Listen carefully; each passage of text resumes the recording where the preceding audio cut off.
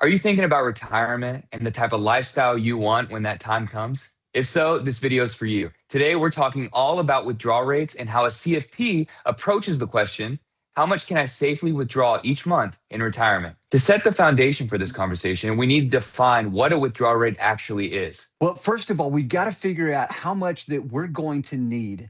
And I've got to look at my budgeting, got to figure out, well, hey, where am I going to be getting all this money at? So again, that's where I'm taking all this giant pool of money that hopefully I've saved up by this time in my life, and I'm ready to begin withdrawals. Now, the withdrawals are the amounts that you take each month to cover monthly bills and expenses and live your life. So, would you say that a withdrawal strategy is just as important as the investment strategy? Absolutely. I think it's almost more important. And here's why. Because when I'm accumulating money, I've got a lot of time on my side. I'm making money, so I'm not relying on this. So first of all, there's a mental and maybe an emotional stress that doesn't exist until I'm living off whatever I've saved up to this point in life. So that kind of ups the ante in the game, because now I've elevated the emotional stress that goes around this. And a lot of people just talk about the numbers, but we've really got to go deeper than just simply the numbers on this issue. Would you say that it's a risk taking too much too early in retirement? I think there is a risk in taking too much too soon. Now, there's a lot of different approaches. So, some people decide to do a glide path, or I'm going to spend a lot at the beginning of my retirement and less over time, assuming that I'm in the go go years of my retirement and the slow go years later on when I'm not doing as much and perhaps not costing as much from my nest egg. Now, I do think there's a huge problem with that because people don't think about inflation. Only recently, and I mean the past 5 years, has this really come into play. I mean, look at how much inflation that we have now built into our system here, and where are those inflation points? Well, I'm looking at the price of food. The price of gas has relaxed, thank goodness, right? So I do have the power to go some places again, but the cost of staying somewhere, if I want to go on a vacation, or the cost of staying home is now even more expensive. Why? Because I've got more tax thanks to elevated property values if you're in a property tax state. I've also got elevated cost of insurance, especially in states where there's a higher risk of disasters happening. So those things do make living, even staying or even going slow, as they say, slow go, a lot more risky financially speaking. I love that you just talked about inflation and then also insurance like Medicare and health insurance. Something that I wanted to talk about because people might have heard this is the 4% rule. What is the 4% rule? Wow, that's a great question. And so this was done in 1994 by a guy named William Bengen, and he's a retired financial advisor now. He did this with the introduction of a paper to help retirees kind of gauge, to get some sort of idea on what they could expect from a pool of money in retirement. So again, I accumulate. And now I've got to sort of decumulate, but I don't want to like run out of money. So I've got to be able to have some rule to count on. And the way that that has been played out in the media and things is become more of an actual like a law, it seems like, in the way that people would treat it. But recent times, people have started to push back and say, well, but is that actually a rule? So I'm going to say that it's more of a guideline. And, really, that's just what Mr. Bengen says as well. He says that it is a guideline. In fact, he just released a new book countering the old 4% rule because it was given under certain circumstances. And I think that's super important to remember that everybody's circumstances are different and they're going to dictate how much we spend. Is it 3%? Is it 4%? Is it 7%? There are variables, and we can go into those just by sitting down and talking about it. Let me just hit a few. One I've already talked about. Number one would be inflation rate. And if I really look hard at that, maybe you want to estimate inflation to be just a little higher than I expect. Great. We have less problems or less risk later. because I've built that higher rate in. What about longevity?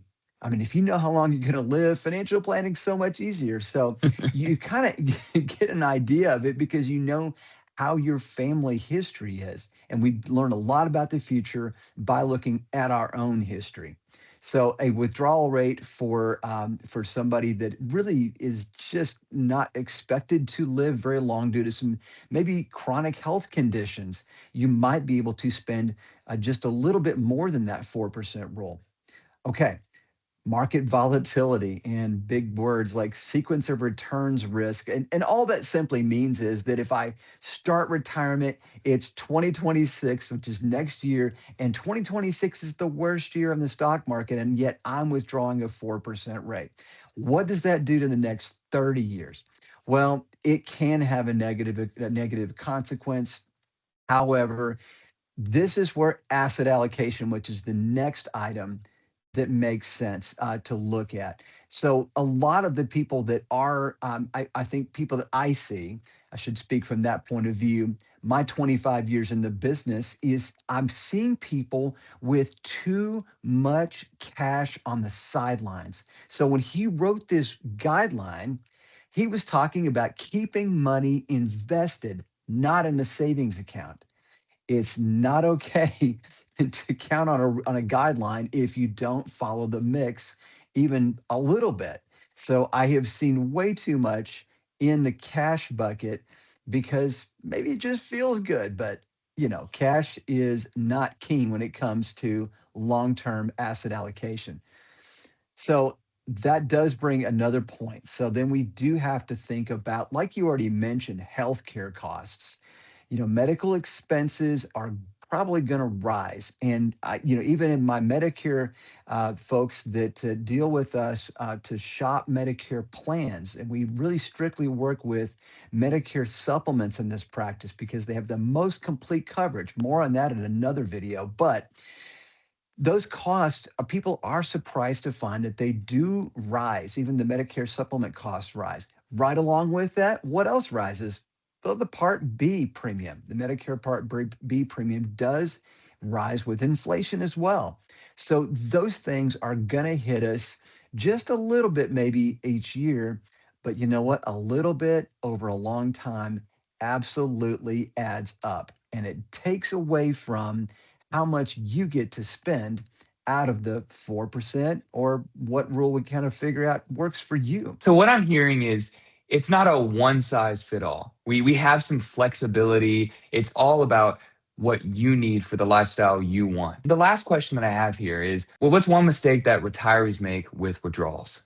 One mistake that I see with withdrawals is just going crazy on it. To be honest with you, I have seen so much money destroyed. And this is the heartbreaking part and maybe the darkest part of our job. And I don't think a lot of advisors really talk about this because, frankly, it makes them look bad. But we're just going to be honest here. And the real deal is that family situations, kids that are not doing well or maybe have relied on their parents too much continue to do that on into adulthood. And that's where we see the biggest amount of wealth being transferred the absolute wrong way and diminishing the ability of the parents to take care of themselves. It should be the other way around. Children should honor their parents. Even if they weren't good parents, I think there should be some, at least don't take their money. Go get your own. Go make your opportunities for yourself. Do the best you can. Do not rely on your parents' money. It's not fair to them. That is one of the biggest mistakes. Wow.